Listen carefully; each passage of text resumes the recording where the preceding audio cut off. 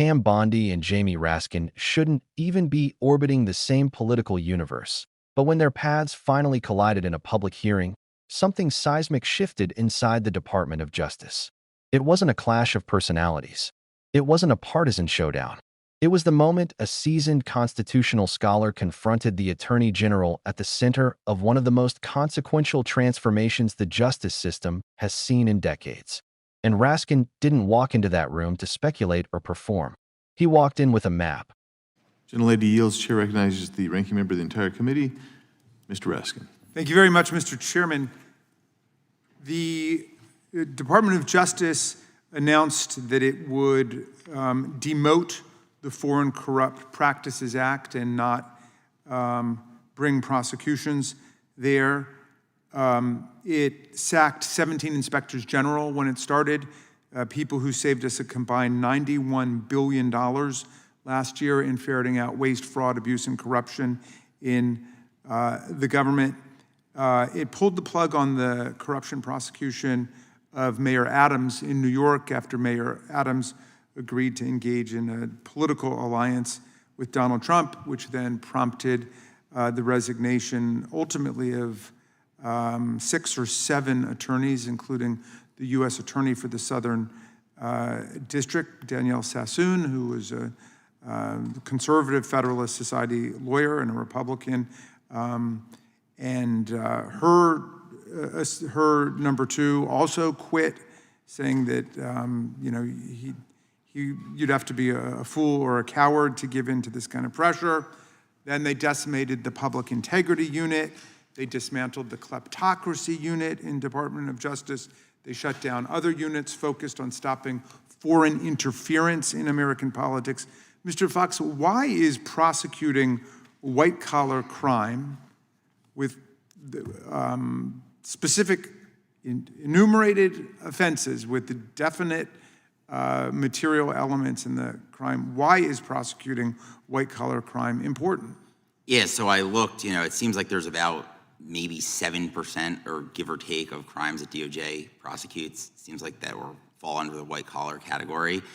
I think, there's a lot of the work that the federal government prosecutes are things that far exceed the doctrine of enumerated powers, or things that the federal government has absolutely zero business getting involved in. I think white-collar crime is one that arguably can fall under the ambit of the federal government, and it's something that is important to, discourage political corruption, make sure that people are, being prosecuted because the Department of Justice has evidence that they committed a crime, and they're not being prosecuted because of, what their political views are, or that they're not being let off because of what their political views are. People don't trust a system that targets people or that ignores people based upon the views they espouse or the people they support. So do you think that undermines public trust in the justice system? Oh, dramatically. It sends out the message that we have this 2-track system, one for people who engage in kind of the run-of-the-mill state law crimes like assault or theft or robbery, and then one for white-collar criminals in the government or in corporations or in politics who are able to get away with it if they know the president or they know the right person. Yeah, I think that's right. And also goes back to the question Ranking Member McBath asked, which is, about are they going to target people who they know will fight back versus won't have their resources to? So I think, that's all very related there. Yeah. Have you studied the whole question of whether there is systematic inclusion of a mens rea requirement, so we're not putting people in jail for most regulatory offenses? Yeah, so a lot of regulatory offenses, and frankly also a lot of statutory crimes, don't include a mens rea. The theft charge that I talked about before in the Moore and Mansell case, if I were to take Mr. Canaparo's water bottle and give it to Professor Turley, we're on federal property, technically I could be charged. That's preposterous. No reasonable person would ever think that's theft, but without an actual explanation as to what theft is, that I actually intended to, take his wallet and bring it home with me, people would, they would absolutely, fall victim to these types of prosecutions, which dramatically undermines trust in the system. Yeah, I understand that the chairman and I think Ms. McBath have this Count the Crimes Act, which suggests that we don't even know how many crimes we have. There's been such a radical proliferation of offenses throughout the federal code. But do you think it would be advisable for us, once we've counted the crimes, to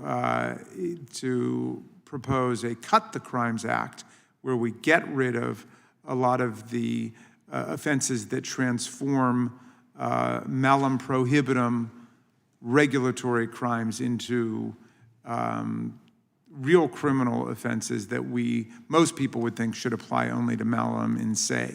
Yes, certainly. I know the chairman also has the Mens Rea Reform Act. I think those two things in tandem, if you set a default mens rea, that way, we're not sweeping people into the criminal justice system over things they didn't know would be crimes. And then also, I'm not sure it's actually possible to count all the crimes, but assuming we can do that, then we're able to sort of come to a consensus as to what doesn't belong. But I would also say, if we're not able to do that, there's other changes we could do. Like, I have an idea that we could just inform jurors that they have the power to acquit against the evidence when justice requires.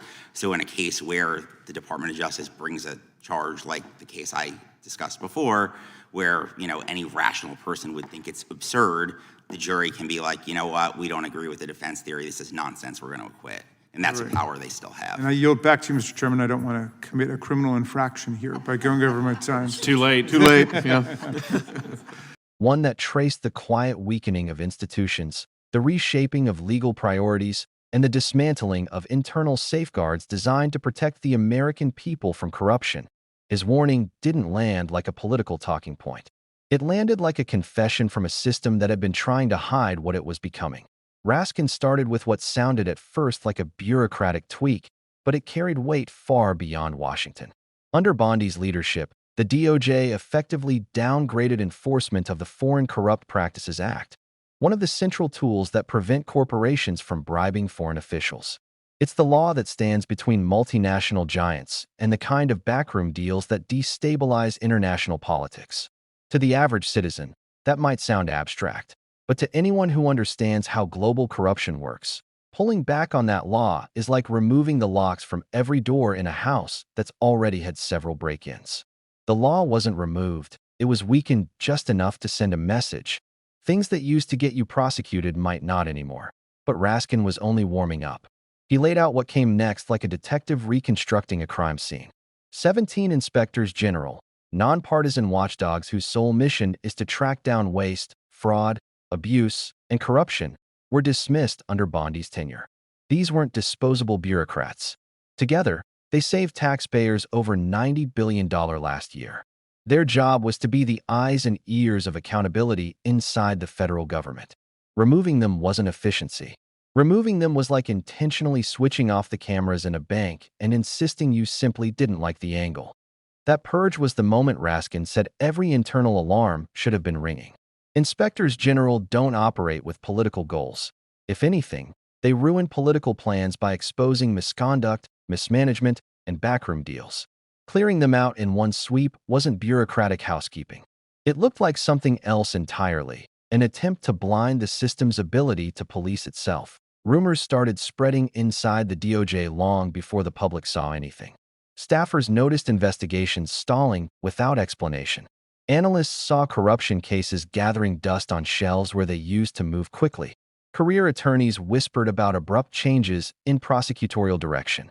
And then came the moment that turned those rumors into a crisis. The DOJ quietly dropped a corruption case involving New York Mayor Eric Adams. At almost the exact moment Adams began forging a political alliance that raised eyebrows across the country. Now, correlation isn't proof. But when prosecutors resign in protest, something deeper is happening. At least 6 attorneys walked away from their positions after the Adams case was shut down. That included Danielle Sassoon, a respected Federalist Society lawyer and registered Republican, and her deputy, who publicly said you'd have to be a fool or a coward to go along with the pressure being applied. Think about that. These weren't political enemies trying to make a point. They were insiders, wading into the fire every day, saying the system had crossed an ethical line they couldn't defend. When experienced prosecutors resign rather than carry out orders, it's not just a personnel issue. It's a sign of institutional collapse, and the collapse didn't stop there. Raskin detailed how critical DOJ divisions were dismantled or left to rot. The Public Integrity Unit, gone. That's the unit responsible for prosecuting corrupt politicians and federal officials. The Kleptocracy Squad, which investigates illicit foreign money flowing into the U.S., shut down. The teams tasked with monitoring political interference by foreign governments disbanded. If you were trying to build a system incapable of stopping political corruption, this is the blueprint you'd follow. The question wasn't why these units vanished. The question was who benefited from them disappearing. Without public integrity investigators, corrupt officials become harder to prosecute. Without the kleptocracy unit, foreign oligarchs with deep pockets operate more freely. Without foreign interference teams, outside governments can influence U.S. politics without the same level of scrutiny.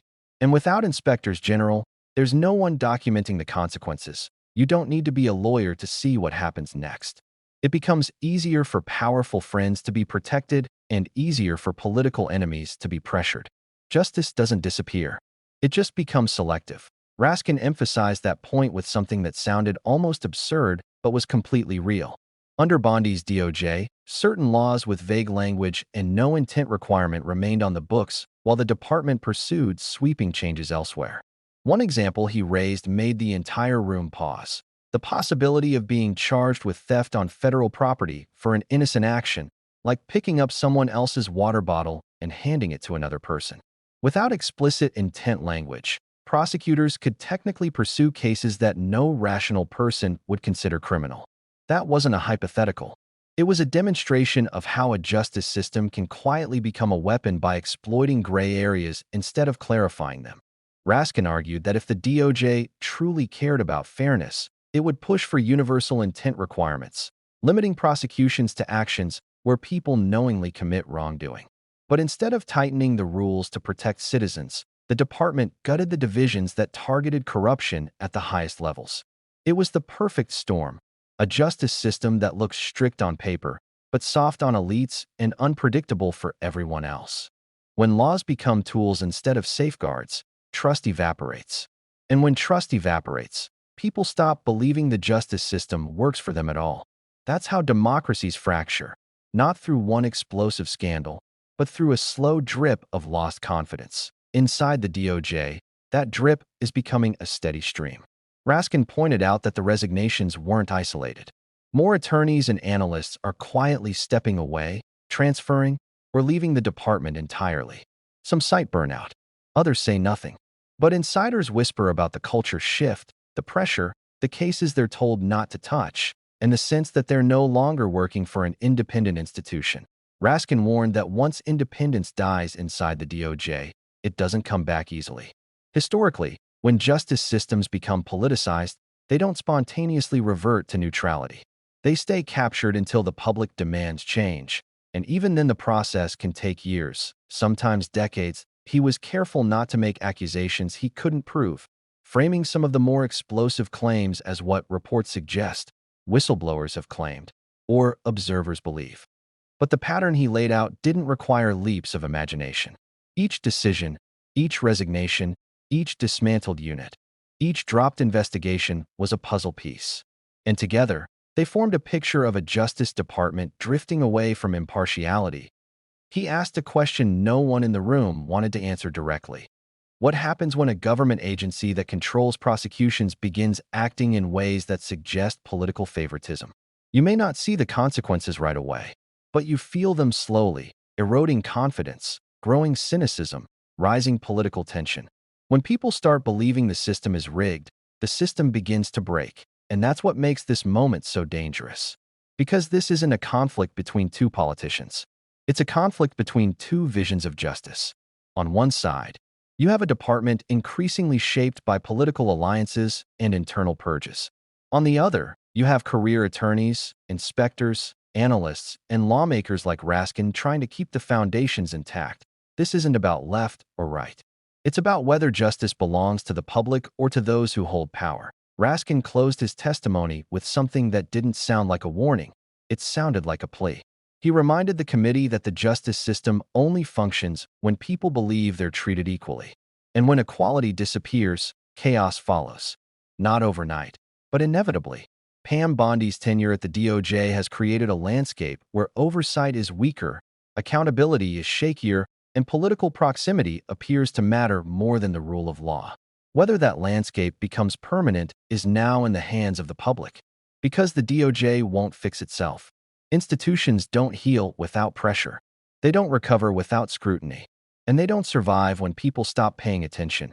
And that brings us to you. If this worries you, and it should, don't just scroll past like nothing's happening. Comment below and tell us what you think. Is justice still being served fairly? Or do you believe the system is slipping into something more dangerous? Like this video if you believe corruption should be confronted, no matter who benefits or who gets exposed. Share it with someone who still thinks everything inside the DOJ is running as it always has. And most importantly, subscribe for more deep dives. The more people who understand what's really happening behind the scenes, the harder it becomes for anyone to rewrite the rules of justice in the dark.